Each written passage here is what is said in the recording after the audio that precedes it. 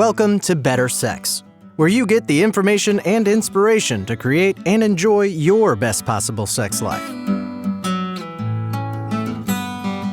Join your host, sex therapist Jessa Zimmerman, as she brings you expert guests, helpful tips, knowledge, and strategies to improve your intimate relationships.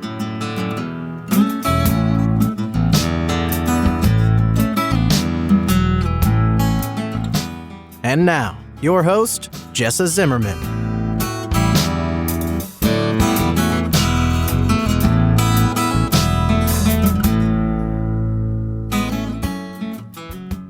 Welcome back. It's another episode of the Better Sex Podcast. This is Jessa, and I'm really glad you're here. Thank you for taking the time, the interest to tune in, to download, to listen. I appreciate it. If you have not heard, I have a new resource available for people on demand, a webinar training I did called How to Make Sex Easy for both of you, instead of making it feel like an obligation. So I'm trying to address the common struggles couples have where sex gets stressful or anxiety provoking or difficult, or it starts to be, the thing that isn't really working in the rest of your life together. And I don't want that. I want to help you improve that. So you've got access. If you go to intimacywithease.com/training, you can get instant access to that webinar, and hopefully that'll get you far along on your path to creating an easily intimate relationship with your partner. Today's episode is a little bit of an outlier for me. I say that a lot, but this one's new. I'm talking to Richelle Fribotta, who is a sexuality educator. I mean, she teaches college sex ed. She's taught through Planned Parenthood. She teaches independently and through her own business, but really has a heart for sex ed for the developmentally and intellectually disabled population. And as she talks about in this interview, for a lot of times there's even a conversation about why do these people need this? Why do they need this information? As if they are not sexual beings, but humans are.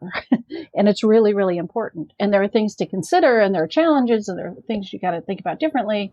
But sex ed matters for everybody. So it's a great conversation. And the odds that somebody in this population are probably kind of slim, but it's still a really interesting talk in general about the importance of sex ed, what is important to know and to teach and to discuss, how do families open up these conversations, DD or not, the issues are really kind of the same.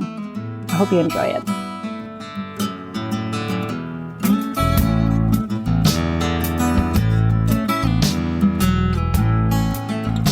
And before we start the show today, it is sponsored by Intimacy with Ease. It's a method to help otherwise happy couples achieve a sex life that is easy and fun for both of them, so that you can actually just enjoy your sex life with zero stress. For more information, if you want to watch a brief little training video that's available, all of that, go to intimacywithease.com. So Richelle, thank you so much for taking the time to talk to me. Yeah, thank you, Jessa. I'm glad to meet you and glad to be here and sharing ideas about sexuality. Yeah. So maybe start with, give a little perspective to the listeners around the history or the topic of sexuality education in a developmentally disabled population or people with those challenges. Sure. Happy to. I mean, we can look at the larger history of sexuality education, and we know that people of religious ideology were the first sex educators. And so there are strong roots in dogma and faith in ways that people are supposed to behave. And then the constructs that go along with making that behavior happen. And so if we take that large idea and we narrow it down to people with disabilities, or in my case, I work mostly with people with intellectual and developmental disabilities, we know that their place in the larger society was not. Right. There's a horrible history around people who are different, in particular intellectually or physically different. And so if we take that and we narrow it even more, then not being able to meet somebody of the opposite sex, date a while, get engaged or fall in love, get married, have sex on the honeymoon and make babies, it's not a life course probability for many people, a majority of people, right, with developmental disabilities. Yeah. So I think if we kind of start from that macro and we get down to the present day, what we see is we could only improve with regard to information about human sexuality, making it accessible and available to people with intellectual or developmental disabilities. So it's just kind of marginalized groups always kind of, I think, suffer the lack of vision that the majority or the dominant groups have. And clearly this population of folk is no different, especially when it comes to such a human thing as personal sexual expression and or feelings, erotic feelings. Yeah, I mean, it just makes me think of maybe I'd say marginalized groups, but all the ways we don't think of, the elderly. We don't need to think about sex in the elderly or the disabled, or, Right. It's like people are sexual across their lifespan, all people, right? I mean, it just gets ignored. Agreed. I mean, I think for us, it's a no-brainer. I think for people who don't accept or understand the humanness that is sexuality, with all its mandated constructs, legislation, and proper ways of being, I think we're kind of at an advantage in the sense that when we look at how so many people are marginalized, and yet this is an across the board conversation, no matter identity or intersectionality, or positionality, right? That we really have a large group of people that, once they get pissed off, I mean, we're good to go here. Right. And that's what I love about my work, whether I'm with a population of developmental disabilities or folks who provide supports to them, or whether I'm with my 20-year-olds at Miami University, just teaching a 300 level sex ed course.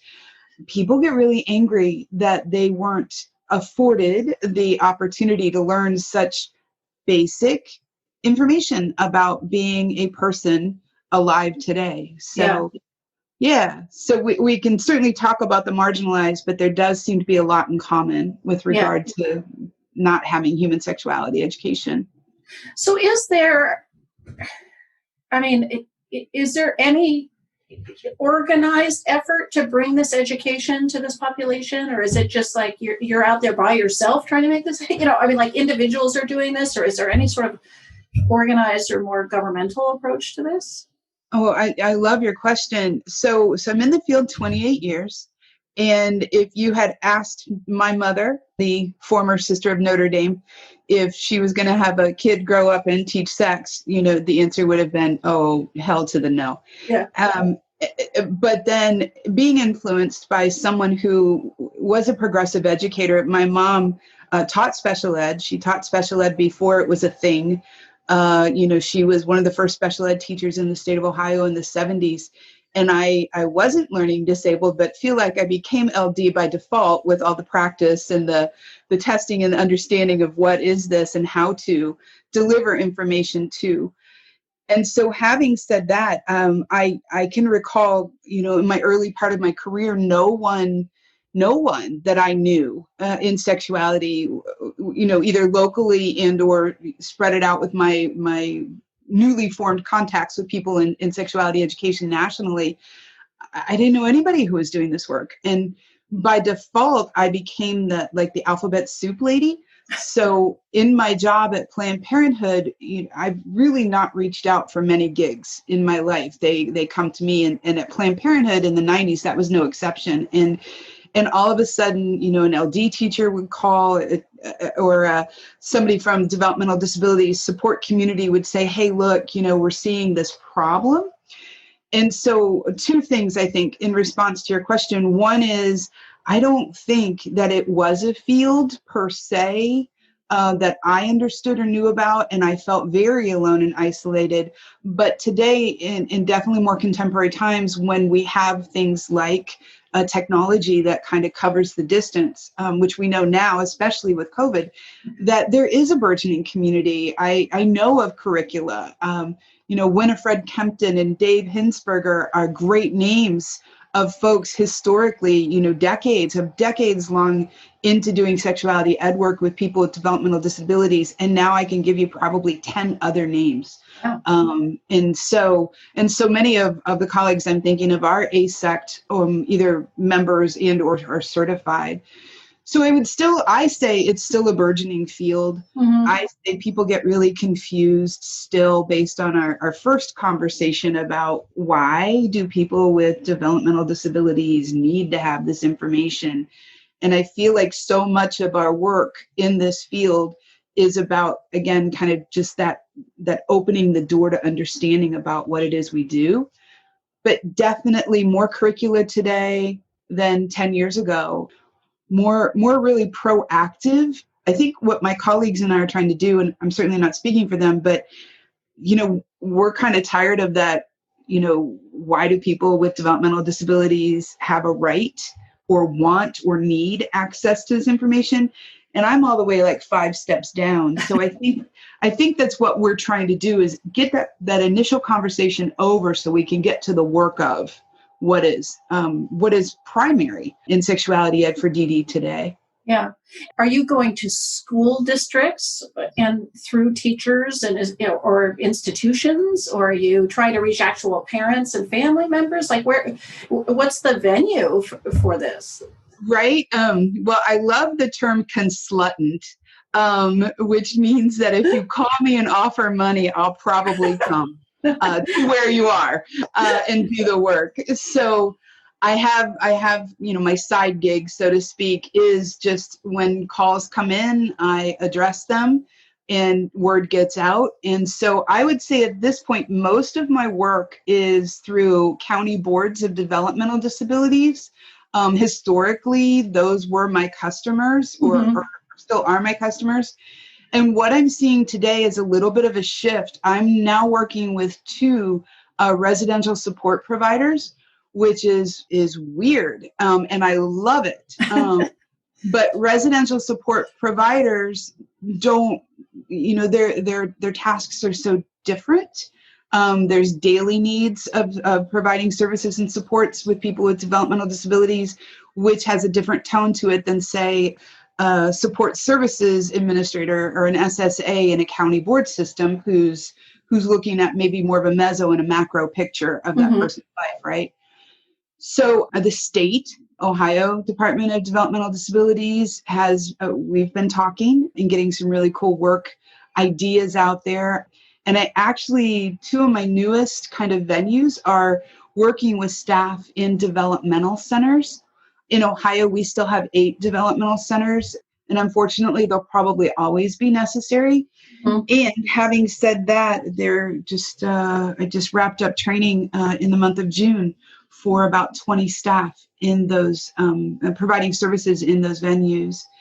And then I think probably, Jessa, the most exciting work lately, about 3 years ago, I started working with a group of self-advocates in Oklahoma.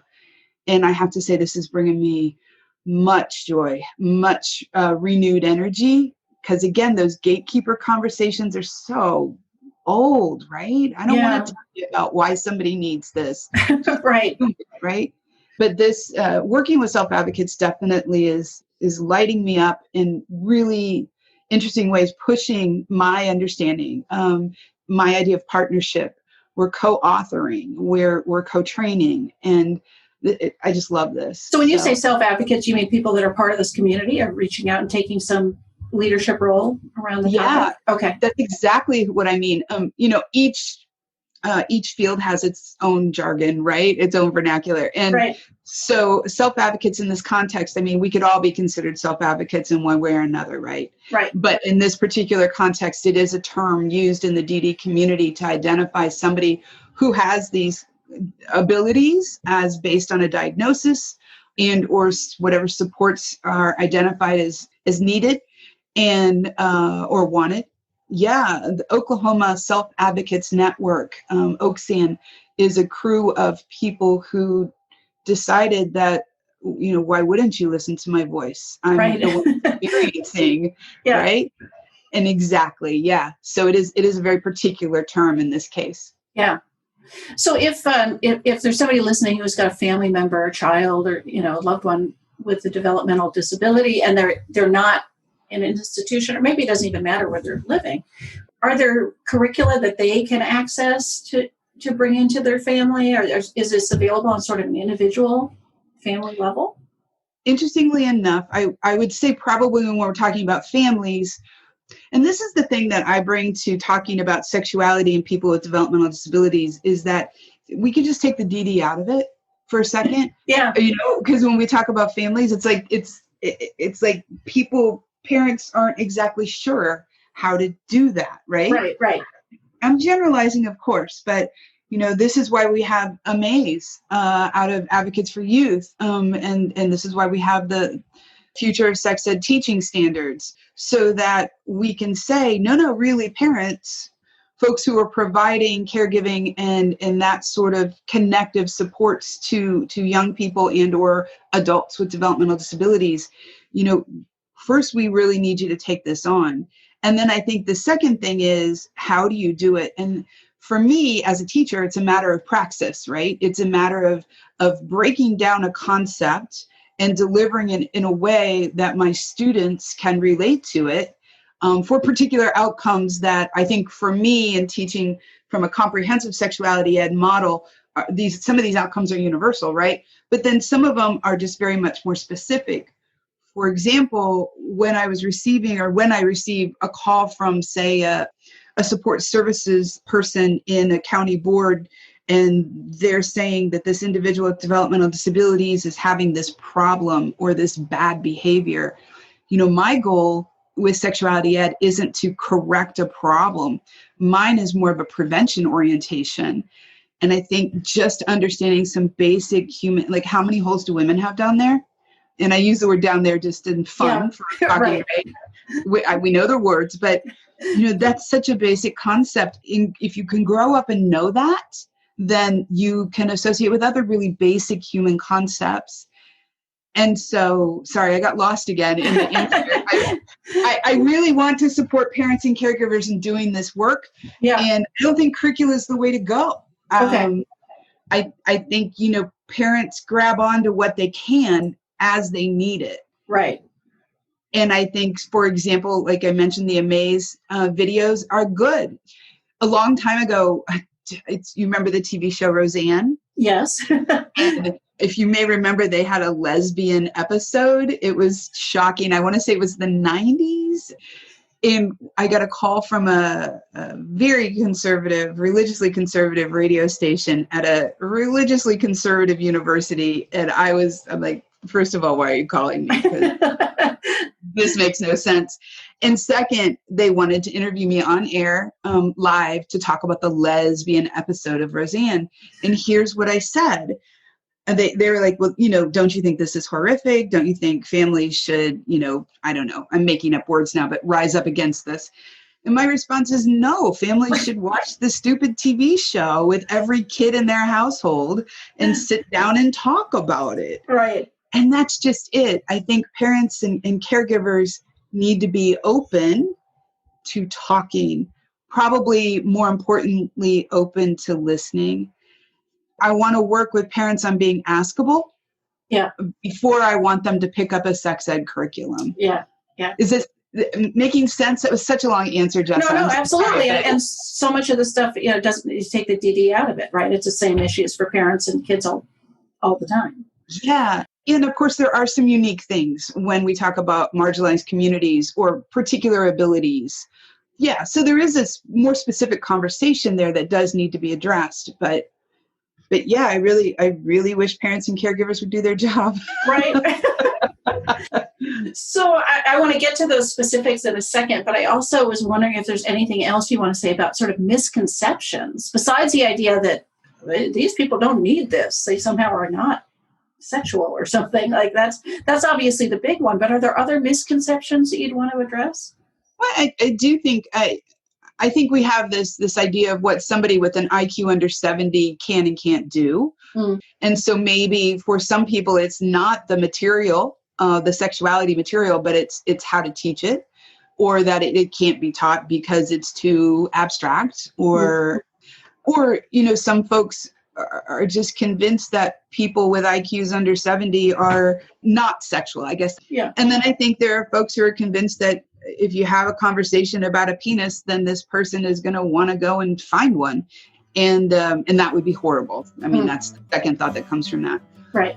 So I do think that historically, we've marginalized this population based on perceptions of what different abilities can and can't do. But then we really just need to get over that. Yeah. It's just time. Right.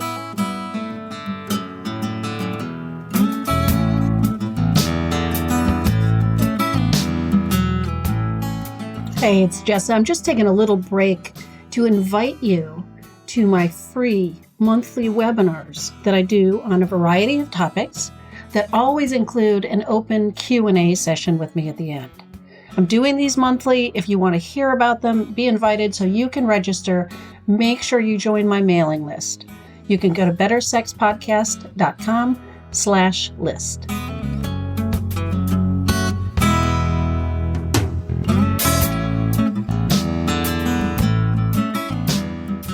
So talk a little bit about the specific differences and challenges or maybe even outcomes that you aim for if you're working with this population. Sure. Well, my macro outcomes are always about, I remind people I'm not their mom, I'm not their girlfriend. It's not my job to tell them how they should think, feel, or believe. It really isn't. I have a few hardcore nonstop kind of, this is how I'm going to come across with these three things. And those are legally related, right? So, it's not okay to not have consent when you're being sexual with somebody. It's not okay if there's a large age difference, especially if that age difference is a minor, or if that person is not a person, and we're talking about animals. Right. So my hard stops are fine, Right. Yeah. and well known, Yeah. and supported by many, and yet there's a large space between, what someone might think is healthy versus what I assess as healthy. So when I teach, I want my students, no matter, to figure out what is working for them, what doesn't work for them. My large goals are always about increasing communication skills so that a yes is an informed yes and a no is an informed no.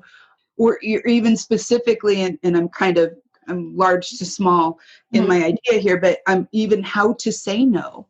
If you are a person whose whole life has been controlled or run by other people who seem to know better or more than you, or at least that's what you've been told, how do you find that voice that says, I don't want that? And then I think my third large goal is always about prevention, and another way to say that is health and well-being. And so many folks in the developmental disabilities community, women or vagina owners, don't get pap smears, or that assumptions are made that periods, menstruation is going to be just too complex of a task to handle, or it's just messy and gross, and I guess I get really frustrated about folks doing what has been historically done in the idea of cutting off one's ability to menstruate through, say, Depo-Provera use. So my large goals and my small goals tend to inform, but mostly I want that individual who's learning to feel good about what they're learning, to understand where they stop and start with it. Those personal values are essential, not my values, their values. And then, hopefully to use all this information for good. And good for me is healthy and proactive, and, testicular self-exams should happen. And I think how we get there is probably the biggest part of my conversation. First of all, we don't get there by using the word hygiene. Nobody uses the word hygiene. Why are we still using the word hygiene with folks with developmental disabilities, right? Yeah. And secondly, I think praxis is the key. I think how we teach is that's the approach I've always taken. So when I work with staff at a developmental center who want to work with their residents in a more proactive way, they don't need me to teach how to talk with a person who has a developmental disability. That's what they already know how to do. They already do that all day, right? Yeah. Right.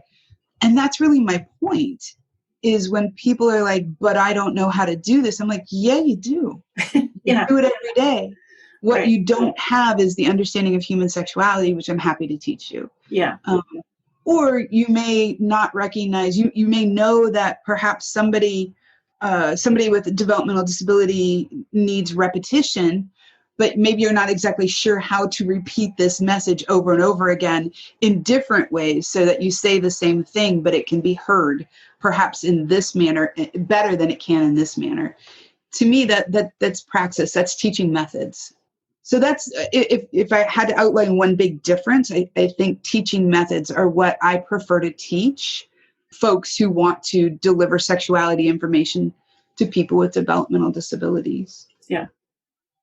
Is there anything you leave out of the conversation with this population? Or maybe it's more about what's the hierarchy, the stuff you think, oh, this is the baseline that everybody sort of needs, and then we might go to this or we might go to that?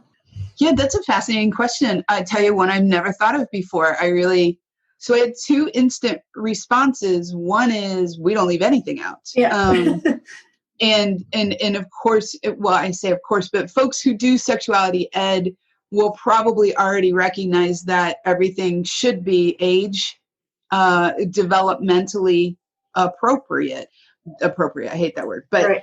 that, we at any given time, if we're teaching a 12-year-old, they could look like they're 20 and just have had a tantrum like they're 3, and maybe communicate in a way that says, wow, you are a middle-aged person with the advancement of ideas that you have right now. And so we recognize in any given body, there's so many learning ages that happen. I think the key is figuring out how to best deliver to the age that's right there in front of you. And in DD circumstances, that will probably be a developmental age as opposed to a chronological age. Mm-hmm. But then I'm going to come back and correct myself by saying, if we have a 24-year-old man who developmentally is maybe around 9, 10 years old, but in this 24-year-old body, then we have to be right there delivering that information as well. Mm-hmm. The second thought I had when you were asking that question, I hadn't quite ever considered before, is I also tend to teach where the learners are. So I may walk in, and again, I think I can do this after 28 years of this work, but I can walk in with a lesson plan and try to teach 2 things in 45 minutes out of that lesson plan, and then throw the lesson plan out when a learner says, hey, what about this? So I think teaching to where students are is key in many ways, but one is being able to pivot or turn on a dime and recognize that what's happening in that learning community right then is more important than the lesson plan I walked in with. Yeah. I guess part of what I was thinking with the question is, it's been a long time since I've been in my own sex ed, and I don't know that much about what my kids had, but it seems to me that often there's a beginning of what's happening with our bodies, and menstruation and arousal, or wet dreams, or whatever it is. And then often sex ed is not going to get to pleasure or communication, or how do you navigate this in a relationship with somebody else? Like, maybe that's happening, but it seemed like maybe there'd be the same kind of steps working with the DD population. So I hear you. Thank you for making that more concrete for me. I'm still going to go to my second answer, and I'm going to teach where they are. And second, I can't, in any given lesson plan, even if it's something on anatomy that may be much more straightforward and concrete or black and white-ish than say something on decision making, right? Right. I'm going to infuse pleasure in all of that. Let me just say, I don't care what we're talking about, but the message is going to be, if it feels good and it doesn't violate those 3 hard stops, then it's pleasure. So I'm hearing you, and I'm trying to tease out an answer. And I think first of all, I'm going to ask my customer, right? What's your goal? And and as I already mentioned, oftentimes in the DD field, historically, folks say this person needs to learn about this so you can stop that bad behavior, or keep them out of jail, or they're hurting somebody or themselves.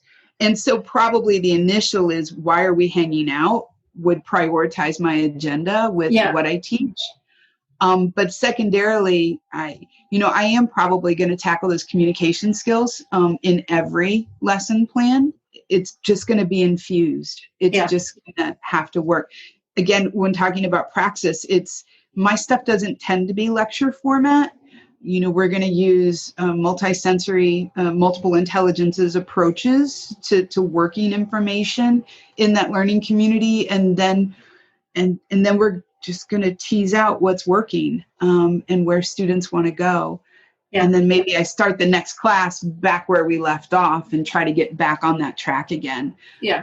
What it seems to me is it's not useful to sort of have this distinction between anatomy and function and then pleasure and relationship, in any population, right? Like it's such an important part of the conversation. It's probably another misconception that somehow people that are developmentally disabled they're not going to interact with anybody else. Maybe they need to know about masturbation or something, but it seems like no, they're going to need to know decision-making and communication skills with another person. And consent. Circumstances might play into that. So if I'm working with somebody who's residing in a developmental center, they don't get necessarily to mix with the larger community, right? So I may narrow down and be very concrete about this room in this building on this campus. Yeah.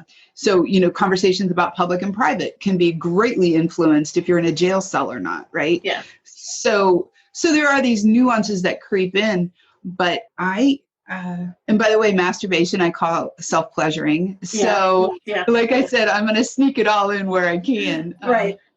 But, it's fascinating. I have a curriculum I wrote, 2007-ish.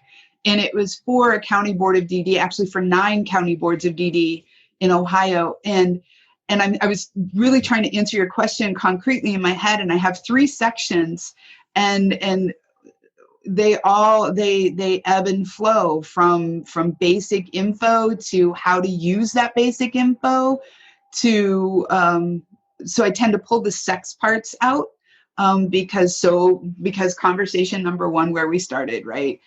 If I walk in talking about, fantastic pleasure-based anal penetration with folks in this population, I got no work. And not that I'm trying to make work. I'm just simply saying. Right. But that 3rd section in that curriculum was all about how do you have a relationship online? Because for some folks in the DD community, that's where their relationships are going to be. And what do we talk about when we're looking at a screen, or if you're watching adult erotica, what does pleasure look like that way? So I tried to, I think there's a tiered approach, but we need to talk about sex even more. Right. Right. And that's the thing I get to probably last. I don't say probably, it's the thing I don't get to go to first. Yeah. And that, again, sorry to be so general with this, but that's every population. That's my 20-year-olds at my university. Well, that's what I'm saying. It's like that was baked into the sex ed I remember having in high school or middle school, and I think for my kids too. I mean, I always ask them, what are they learning? But I don't hear that much about it. So, yeah. Has it changed in the times that you've been asking what they're learning? No, the only thing I think, which I specifically ask, are they talking about other gender identities and sexual orientation? Because that was absent in my, I'm 57, so it was a long time ago that I had sex ed in school, and I remember none of that. And they do talk about it, at least here, around Seattle, it's more inclusive, at least on those fronts. But other than that, I'm not hearing too much that's changed. No, you bring up a really good point. So I'm 53, and I have 14 years of Catholic education. No. Yeah. No, I still remember my job at Planned Parenthood in 1992, and I didn't know the word vulva at all. And I didn't know the word uterus because it was a womb. Yeah. And so that came from my K through 12. And let's just really be honest, there was no K through 8. It was 9th grade once and the football coach. Yeah. So yeah. It's challenging, isn't it? I mean, we have these expectations, but we don't provide the path for Right. folks meeting those expectations. Right. So where can people learn a little bit more about you and what you do if they wanted to look you up after this conversation? Oh, how nice. So my LLC is SOSEX, Southern Ohio Sexuality Education Consultation Services. And I believe I'm sosex.com. And they will find the basics. They will find me talking about philosophy and pedagogy, praxis, and availability if they want to connect.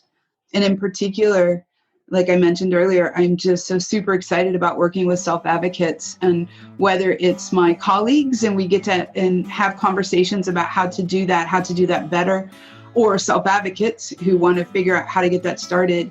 A lot of my energy is going to that work right now. Super excited about it. Great. Great. Well, thank you again for taking the time. Sure. Jessa, thanks a lot. I appreciate this conversation.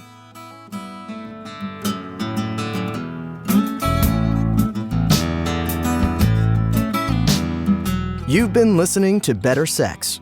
Please visit our website, bettersexpodcast.com, for show notes and additional episodes.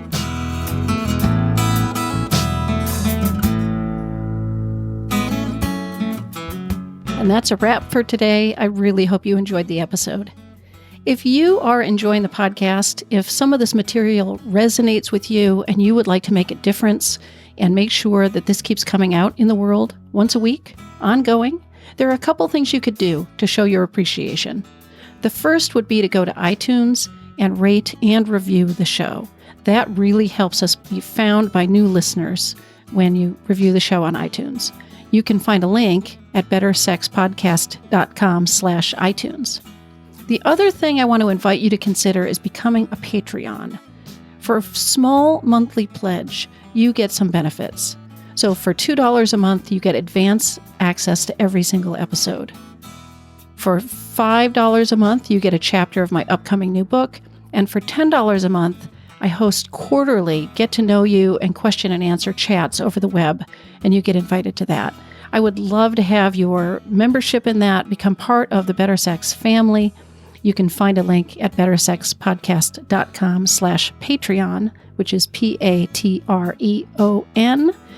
Again, thanks for listening. I'm glad you're here. Feel free to comment, ask questions, get in touch. I'd love to hear from listeners. Thanks.